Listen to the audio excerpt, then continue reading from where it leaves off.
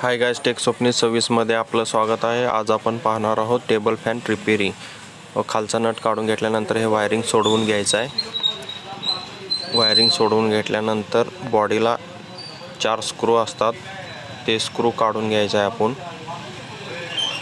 अगदी व्यवस्थित स्क्रू शिस्तात काढायचा आहे। वायरिंगला स्क्रूड्रायव्हर न लागता स्क्रू काढायचा आहे।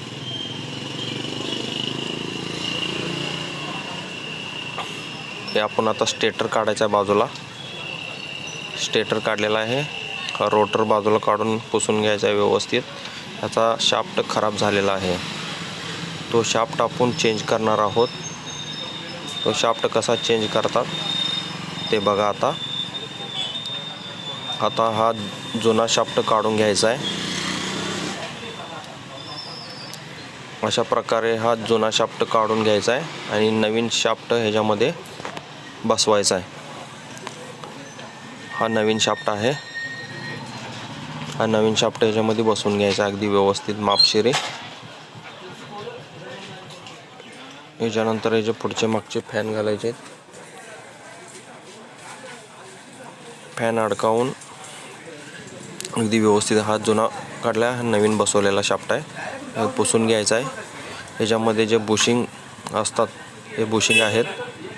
अशा प्रकारे बुशिंग असतात, हे बुशिंग आपल्याला काढून घ्यायचे आहेत, कारण या बुशिंगमध्ये गाळा पडलेला आहे। शाफ्टला पण गाळा पडलेला आहे, त्यामुळे हा फॅन लोडवर फिरत आहे। त्यामुळे आपण ह्याचे दोन्ही बुशिंग चेंज करणार आहोत। हे दोन्ही बुशिंग अगदी व्यवस्थित स्क्रू, दोन बाजूला 2 स्क्रू असतात, ते स्क्रू काढून घ्यायचे आहेत। अशा प्रकारे हे बुशिंग असतात। आता ह्याच्यामध्ये आपल्याला नवीन बुशिंग बसवायचं आहे। हे अशा प्रकारचे 2 नवीन बुशिंग असतात। हे नवीन बुशिंग बसवून घ्यायचं आहे।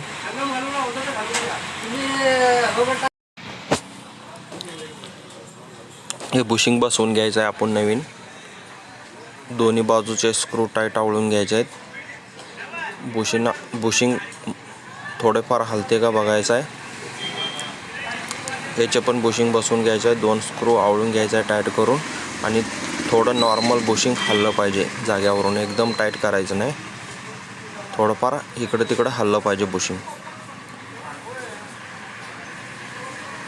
दोन्ही स्क्रू टाईट करून घ्यायचे अगदी व्यवस्थित। त्याच्यानंतर हा आपण शाफ्ट बसवलेला शाफ्ट घालायचा आहे, स्टेटर घालायचा आहे। स्टेटर घातल्यानंतर हे वायर अगदी व्यवस्थित घालून, जे दोन्ही बाजूचे 4 बाजूला 4 स्क्रू असतात, ते स्क्रू एकदम टाईट करून घ्यायचे आहे अगदी व्यवस्थित। त्याचा प्ले पण बघून घ्यायचा आहे। हे स्क्रू बसवायचे आहेत अशा प्रकारे।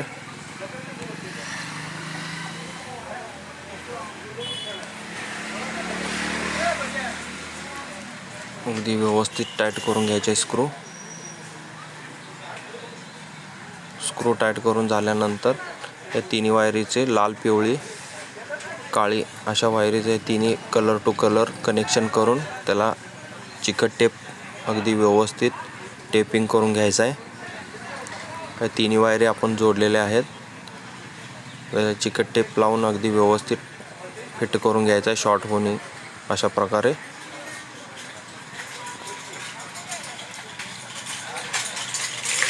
आता चिकटपट्टी लावल्यानंतर शाफ्ट बघितलेला आहे आपण, अगदी लूज आहे। मागचा नट लावून घ्यायचा आहे, गिअरबॉक्सचा नट टाईट करून घ्यायचा आहे। मागचे टोपण फिट करायचं आहे, ते टोपण पडू नये म्हणून आपण एक वरती स्क्रू लावलेला आहे। ही जाळी बसवून घ्यायची आहे पुढची।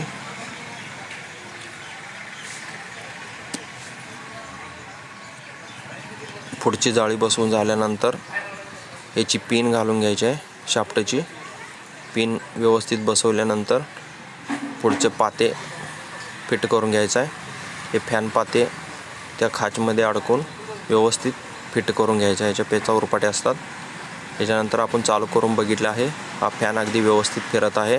पहिला फॅन आपण ज्यावेळी चालू केला सुरुवातीला, त्यावेळी तो फॅन लोडवर होता आणि असा धक्का दिल्याने फिरत होता आणि मध्येच बंद पडत होता, त्यामुळे ते लोडवर फिरत असल्यामुळे फिरत नव्हते। त्याचा आता शाफ्ट बुशिंग दोन्ही बदलल्यामुळे फॅन अगदी व्यवस्थित फिरतो। आता याचा पट्टा लावून घेऊन पुढची जाळी व्यवस्थित लावून घ्यायची आहे. परत एकदा जाळी लावल्यानंतर आपण फॅन चेक करून घ्यायचा आहे की आपला मागचं हे निप्पल लावून घ्यायचं आहे. जाळी लावल्यानंतर फॅन फिरतो का बघायचा आहे. अगदी फॅन अगदी व्यवस्थित फिरायला आहे, वारा अगदी व्यवस्थित येते.